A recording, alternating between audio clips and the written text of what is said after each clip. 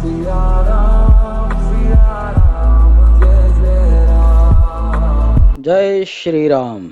ಶ್ರೀಮದ್ ವಾಲ್ಮೀಕಿ ರಾಮಾಯಣಾಂತರ್ಗತ ಸುಂದರಕಾಂಡ ಸರ್ಗ 6. ಹನುಮಂತನು ರಾವಣನ ಅರಮನೆ ಹಾಗೂ ಇತರ ರಾಕ್ಷಸರ ಮನೆಗಳಲ್ಲಿಯೂ ಸೀತಾಮಾತೆಯನ್ನು ಹುಡುಕಿದುದು. ತನ್ನ ಮನಸ್ಸಿಗೆ ಬಂದಂತೆ ರೂಪಧಾರಣೆ ಮಾಡುವ ಶಕ್ತಿಯುಳ್ಳ ವಾನರವೀರನು ಮಹಡಿಗಳನ್ನು ಹೊಂದಿದ್ದ ಅರಮನೆಗಳಲ್ಲಿ ಸಂಚಾರ ಮಾಡುತ್ತಾ ಜಾನಕಿಯನ್ನು ಕಾಣದೆ ಶೋಕತಪ್ತನಾಗಿ ಲಂಕೆಯ ಸುತ್ತ ಪುನಃ ಹುಡುಕಲು ತ್ವರಿತವಾಗಿ ಪಯಣಿಸಿದನು. ಸರ್ವ ಶುಭ ಲಕ್ಷಣ ಸಂಪನ್ನನಾದ ಆಂಜನೇಯನು ಸೂರ್ಯ ಪ್ರಕಾಶದಂತೆ ಹೊಳೆಯುತ್ತಿರುವ ಗೋಡೆಗಳಿಂದ ಆವೃತ್ತವಾದ ರಾಕ್ಷಸೇಂದ್ರನಾದ ರಾವಣನ ಅರಮನೆಗೆ ಬಂದನು. ಮಹಾರಣ್ಯವು ಸಿಂಹಗಳಿಂದ ರಕ್ಷಿತವಾದಂತೆ ಆ ರಾವಣನ ಮಹಲು ಭಯಂಕರರಾದ ರಾಕ್ಷಸರಿಂದ ಕಾಪಾಡಲ್ಪಡುತ್ತಿತ್ತು. ಅಂತಹ ಸೌಧವನ್ನು ಸಮೀಕ್ಷಿಸಿ ನೋಡಿದ ಆ ವಾನರ ಶ್ರೇಷ್ಠನು ಬೆಕ್ಕಸ ಬೆರಗಾದನು. ರಾವಣನ ಆ ಅರಮನೆಯು ರಜತ ರೇಖೆಗಳಿಂದ ಮಾಡಿದ ಚಿತ್ರಗಳಿಂದ ಅಲಂಕೃತವಾಗಿತ್ತು. ಸುವರ್ಣ ಭೂಷಿತವಾದ ಹೊರಬಾಗಿಲುಗಳನ್ನು ಹೊಂದಿತ್ತು. ವಿಚಿತ್ರವಾದ ಅಂತಃಪುರಗಳಿಂದಲೂ ವಿಚಿತ್ರವಾದ ಒಳಕಕ್ಷೆಗಳಿಂದಲೂ ಕೂಡಿದ್ದ ರಾವಣನ ರಾಣಿವಾಸವನ್ನು ಹನುಮಂತನು ವೀಕ್ಷಿಸಿದನು. ಆ ಭವ್ಯವಾದ ಮಹಲು ಆನೆಗಳ ಮೇಲೆ ಕುಳಿತಿದ್ದ ಮಾವುತರಿಂದಲೂ ಆಯಾಸವೇ ಇಲ್ಲದ ಶೂರರಿಂದಲೂ ಅಪ್ರತಿಮವಾದ ವೇಗ ಹೊಂದಿದ್ದ ರಥಗಳನ್ನೆಳೆಯುವ ಕುದುರೆಗಳಿಂದಲೂ ವಿಚಿತ್ರವಾದ ರಥಗಳಿಂದಲೂ ಆವೃತ್ತವಾಗಿತ್ತು. ಆ ರಥಗಳಿಗೆ ಹುಲಿ ಸಿಂಹಗಳ ಚರ್ಮಗಳನ್ನು ಹೊದಿಸಲಾಗಿತ್ತು. ದಂತ ಚಿನ್ನ ಬೆಳ್ಳಿಗಳಿಂದ ಮಾಡಿದ ಪ್ರತಿಮೆಗಳಿಂದ ಸಮಾವೃತ್ತವಾಗಿದ್ದವು. ವಿಚಿತ್ರವಾದ ಶಬ್ದಗಳನ್ನು ಮಾಡುತ್ತಾ ಅಲ್ಲಿಂದಿಲ್ಲಿಗೆ ಸಂಚರಿಸುತ್ತಿದ್ದವು. ರಾವಣನ ಆ ಅರಮನೆಯು ಅಪಾರ ಮುತ್ತುಗಳಿಂದಲೂ ನಾನಾ ರೀತಿಯ ರತ್ನಗಳಿಂದಲೂ ಬೆಲೆ ಕಟ್ಟಲಾಗದಂತಹ ಅಮೂಲ್ಯವಾದ ಆಸನಗಳಿಂದಲೂ ಪಾತ್ರೆಗಳಿಂದಲೂ ಅಲಂಕೃತವಾಗಿತ್ತು. ಮಹಾರಥಿಯರಿಗೆ ಆವಾಸ ಸ್ಥಾನವಾಗಿತ್ತು. ಮಹಾರಥಗಳ ಧ್ವನಿಗಳಿಂದ ನಿನಾದಗೊಂಡಿತ್ತು.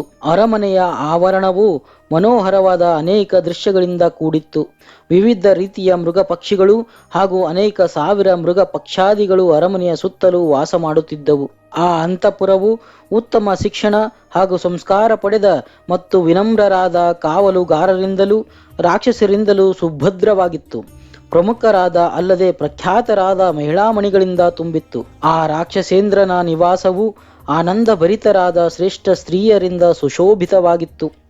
ರತ್ನಪ್ರಾಯರಾದ ಲಲನೆಯರು ಧರಿಸಿದ್ದ ಮನೋಹರವಾದ ಆಭರಣಗಳ ಮಧುರ ಧ್ವನಿಯು ಭೋರ್ಗರೆಯುವ ಸಮುದ್ರದ ಶಬ್ದವನ್ನು ಅನುಕರಿಸುತ್ತಿತ್ತು. ಆ ಅರಮನೆಯು ಛತ್ರ ಚಾಮರ ಸಿಂಹಾಸನಾದಿ ರಾಜಯೋಗ್ಯ ಚಿಹ್ನೆಗಳಿಂದ ಸುಶೋಭಿಸುತ್ತಿತ್ತು. ಸುವಾಸನಯುಕ್ತವಾದ ಚಂದನದಿಂದ ಗಮಗಮಿಸುತ್ತಿತ್ತು. ಸಿಂಹಗಳಿಂದ ತುಂಬಿದ ದಟ್ಟವಾದ ಮಹಾಕಾನನದಂತೆ ಮಹಾಬಲಶಾಲಿಗಳಾದ ರಾಕ್ಷಸರಿಂದ ನಿಬಿಡವಾಗಿತ್ತು. ಭೇರಿ ಮೃದಂಗ ಇತ್ಯಾದಿ ವಾದ್ಯಗಳಿಂದಲೂ ಶಂಖಧ್ವನಿಯಿಂದಲೂ ನಿನಾದಿತವಾಗಿತ್ತು. ರಾಕ್ಷಸರು ಆ ಅರಮನೆಯನ್ನು ನಿತ್ಯವೂ ಪೂಜಿಸಿ ಸಿಂಗಾರ ಮಾಡುತ್ತಿದ್ದರು. ಪರ್ವಕಾಲಗಳಲ್ಲಿ ಶಾಂತಿಗಾಗಿ ಹೋಮ ಮಾಡುತ್ತಿದ್ದರು. ಆ ಅರಮನೆಯು ಸಮುದ್ರ ಸಮಾನವಾಗಿ ಗಾಂಭೀರ್ಯದಿಂದಲೂ ಆಳವಾಗಿದ್ದರೂ ಸಹ ರಾವಣನ ಭಯಭೀತಿಯಿಂದ ನೀರವಾಗಿತ್ತು. ಅಮೂಲ್ಯ ರತ್ನಗಳಿಂದ ಅಲಂಕೃತವಾಗಿತ್ತು. ಗಜಾಶ್ವರಥ ಸಂಕುಲಗಳಿಂದ ಅದು ವ್ಯಾಪ್ತವಾಗಿತ್ತು. ಬೆಲೆ ಬಾಳುವ ರತ್ನಗಳಿಂದ ಆವರಿಸಲ್ಪಟ್ಟು ಸ್ವಯಂ ಕಾಂತಿಯಿಂದಲೇ ಪ್ರಜ್ವಲವಾಗಿ ಹೊಳೆಯುತ್ತಿತ್ತು. ಮಹಾಬಲಶಾಲಿಯಾದ ರಾವಣನ ಅಷ್ಟು ಮನೋಹರವಾದ ಅರಮನೆಯನ್ನು ನೋಡಿದ ಮಾರುತಿಯು ಅದು ಲಂಕಾದಿ ದೇವತೆಯ ಆಭೂಷಣವೆಂದೇ ಅವನು ತಿಳಿದನು. ಆಗ ಅವನು ರಾವಣನ ಸಮೀಪದಲ್ಲೇ ಸಂಚರಿಸುತ್ತಿದ್ದನು. ಜಾನಕಿಯನ್ನು ಹುಡುಕಲು ವಾನರ ವೀರನಾದ ಹನುಮಂತನು ರಾಕ್ಷಸರ ಒಂದರ ನಂತರ ಮತ್ತೊಂದು ಮನೆಗೆ ಹೋಗುತ್ತಿದ್ದನು. ಸುತ್ತಮುತ್ತಲಿದ್ದ ಎಲ್ಲ ಉದ್ಯಾನವನಗಳಲ್ಲಿ ಹಾಗೂ ಸುಂದರ ಸೌಧಗಳಲ್ಲಿಯೂ ನಿರ್ಭಯನಾಗಿ ಸಂಚರಿಸಿದನು. ಮಹಾವೇಗಶಾಲಿಯೂ ವೀರನೂ ಆದ ಮಾರುತಿಯು ಹಾರಿಕೊಂಡು ಪ್ರಹಸ್ತನ ಮನೆಗೆ ಹೋದನು. ಮುಂದೆ ಮಹಾಪಾರ್ಶ್ವನೆಂಬ ರಾಕ್ಷಸ ಮುಖ್ಯಸ್ಥನ ಮನೆಗೆ ನೆಗೆದನು. ಅಲ್ಲಿಯೂ ಸಹ ಸೀತಾದೇವಿಯನ್ನು ಕಾಣದೆ ಮೇಘ ಸಮಾನನಾದ ಕುಂಭಕರ್ಣನ ಮನೆಗೆ ಹೋದನು. ನಂತರ ವಿಭೀಷಣ ಮನೆಗೆ ಹೋದನು.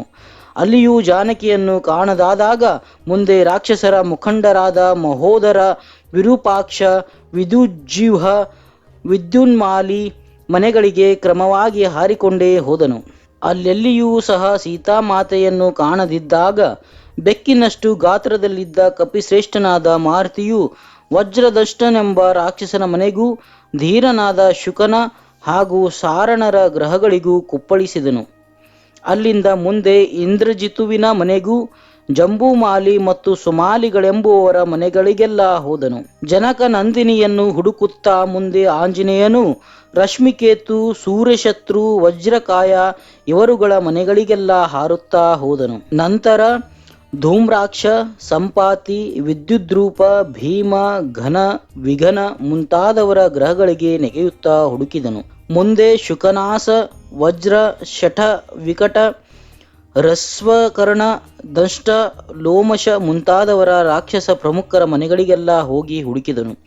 ಅಲ್ಲಿ ಎಲ್ಲಿಯೂ ಮೈಥಿಲಿಯು ಕಂಡು ಬರದ ಕಾರಣ ಮುಂದೆ ಯುದ್ಧೋನ್ಮತ್ತ ಮತ್ತು ಧ್ವಜಗ್ರೀವ, ವಿದ್ಯುಜ್ಜಿಹ್ವ, ದ್ವಿಜೀವ, ಹಸ್ತಿಮುಖ, ಕರಾಲ, ವಿಶಾಚ, ಶೋಣಿತಾಕ್ಷ ಮುಂತಾದವರ ಮನೆಗಳಿಗೆಲ್ಲ ಅನುಕ್ರಮವಾಗಿ ಹಾರುತ್ತಾ ಹಾಗೂ ನೆಗೆಯುತ್ತಾ ಹೋಗಿ ಹುಡುಕಿದನು. ಅಲ್ಲಿ ಎಲ್ಲಿಯೂ ಮೈಥಿಲಿಯು ಕಂಡು ಬರದ ಕಾರಣ ಮುಂದೆ ಯುದ್ಧೋನ್ಮತ್ತ ಮತ್ತು ಧ್ವಜಗ್ರೀವ, ದ್ವಿಜೀವ, ಹಸ್ತಿಮುಖ, ಕರಾಲ, ವಿಶಾಚ, ಶೋಣಿತಾಕ್ಷ ಮುಂತಾದವರ ಮನೆಗಳಿಗೆಲ್ಲ ಅನುಕ್ರಮವಾಗಿ ಹಾರುತ್ತಾ ಹಾಗೂ ನೆಗೆಯುತ್ತಾ ಹೋಗಿ ಹುಡುಕಿದನು. ಅತ್ಯಮೂಲ್ಯವಾದ ಆ ಅರಮನೆಗಳಲ್ಲಿ ಸಂಚರಿಸಿದ ಮಹಾಯಶೋವಂತನಾದ ಆ ಕಪಿಶ್ರೇಷ್ಠನು ಅತ್ಯಂತ ಶ್ರೀಮಂತರಾದ ರಾಕ್ಷಸರ ಅಪಾರವಾದ ಸಂಪತ್ತನ್ನು ನೋಡಿದನು. ಎಲ್ಲಾ ರಾಕ್ಷಸರ ಗ್ರಹಗಳಲ್ಲಿಯೂ ಸೀತಾಮಾತೆಯನ್ನು ಹುಡುಕಿ ಹುಡುಕಿ ಕಾಣದೆ ನಿರಾಶಭರಿತನಾಗಿ ಸರ್ವಲಕ್ಷಣ ಸಂಪನ್ನನಾದ ಮಾರುತಿಯು ರಾಕ್ಷಸೇಂದ್ರನಾದ ರಾವಣನ ಅರಮನೆಯನ್ನು ಇನ್ನೊಮ್ಮೆ ಪ್ರವೇಶಿಸಿದನು.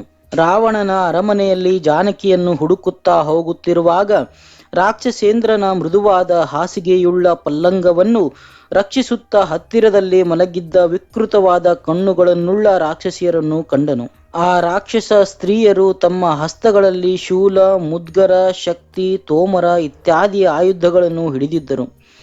ರಾಕ್ಷಸರ ವಿಧವಿಧವಾದ ಸೇನೆಯ ತುಕಡಿಗಳು ರಾವಣನ ಭವನವನ್ನು ರಕ್ಷಿಸುತ್ತಿರುವುದನ್ನು ಗಮನಿಸಿದನು. ಆ ಅರಮನೆಯಲ್ಲಿ ಮಾರುತಿಯು ಭೀಮಕಾಯರಾದ ಹಾಗೂ ನಾನಾ ರೀತಿಯ ಆಯುಧಗಳನ್ನು ಪ್ರಹಾರ ಮಾಡುವಂತೆ ಮೇಲಕ್ಕೆತ್ತಿಕೊಂಡು ನಿಂತಿದ್ದ ಅನೇಕ ರಾಕ್ಷಸರನ್ನು ಕಂಡನು. ಅಲ್ಲದೆ ರಕ್ತವರ್ಣ, ಶ್ವೇತವರ್ಣವುಳ್ಳ ಮಹಾವೇಗವನ್ನು ಹೊಂದಿದ್ದ ಬಂಧಿಸಲ್ಪಟ್ಟ ಕುದುರೆಗಳನ್ನು ವೀಕ್ಷಿಸಿದನು.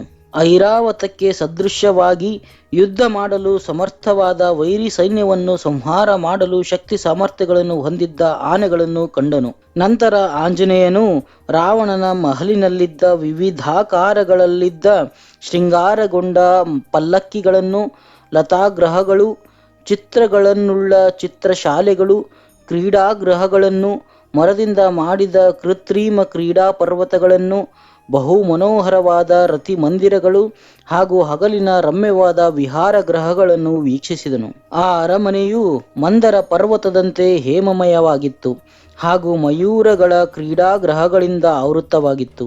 ರಾವಣನ ಅತ್ಯಂತ ಉತ್ತಮವಾದ ಭವನವು ಧ್ವಜದಂಡಗಳಿಂದ ವ್ಯಾಪ್ತವಾಗಿದ್ದು ಅನೇಕ ಬಹುಮೂಲ್ಯ ರತ್ನಗಳ ರಾಶಿಯಿಂದ ಸಮಾವೃತವಾಗಿತ್ತು. ವಜ್ರ ವೈಡೂರ್ಯಾದಿ ನವನಿಧಿಗಳ ಸಮೂಹಗಳಿಂದ ತುಂಬಿ ಹೋಗಿತ್ತು. ಪರಶಿವನ ವಾಸಸ್ಥಾನವಾದ ಕೈಲಾಸ ಪರ್ವತದಂತೆ ಧೀರನಿಷ್ಠರಾದ ತಪಸ್ವಿಗಳಿಗೆ ದೊರಕಿದ ತಪಸ್ಸಿನ ಫಲದಂತೆ ಆ ಭವ್ಯವಾದ ಭವನವು ರತ್ನಗಳ ಕಾಂತಿಯಿಂದಲೂ ರಾವಣನ ತೇಜಸ್ಸಿನಿಂದಲೂ ರಶ್ಮಿಗಳಿಂದ ಕೂಡಿದ ಸೂರ್ಯನಂತೆ ತೇಜೋಮಯವಾಗಿತ್ತು. ರಾವಣನ ಆ ಅರಮನೆಯಲ್ಲಿ ಮಧು ಹಾಗೂ ಆಸನಗಳಿಂದಲೂ ತುಂಬಿದ್ದ ಅನೇಕ ಮಣಿಯ ಮನೋಹರವಾದ ಪಾತ್ರೆಗಳಿದ್ದವು. ಅದು ಕುಬೇರನ ಮಹಲಿನಂತೆ ರಮಣೀಯವೂ ಹಾಗೂ ವಿಶಾಲವಾಗಿತ್ತು. ಪ್ರಾಸಾದ ಸಮೂಹಗಳನ್ನು ಹೊಂದಿದ್ದು ನೂರಾರು ಸ್ತ್ರೀ ರತ್ನಗಳಿಂದ ಸಮಾವೃತವಾಗಿತ್ತು. ವಿಸ್ತಾರವಾದ ಅನೇಕ ಮೊಗಸಾಲೆಗಳಿದ್ದವು. ಅಷ್ಟು ಅತ್ಯಂತ ಸುಂದರವಾದ ಚಿತ್ತಾಕರ್ಷಣೀಯವಾದ ಭವ್ಯವಾದ ಮಹಲನ್ನು ಮಾರುತಿಯು ನೋಡಿದನು. ಮಹರ್ಷಿ ವಾಲ್ಮೀಕಿ ವಿರಚಿತ ಆದಿಕಾವ್ಯವಾದ ಶ್ರೀಮದ್ ರಾಮಾಯಣದ ಸುಂದರ ಕಾಂಡದಲ್ಲಿ 6ನೆಯ ಸರ್ಗವು ಮುಗಿಯಿತು. ಜೈ ಶ್ರೀರಾಮ್.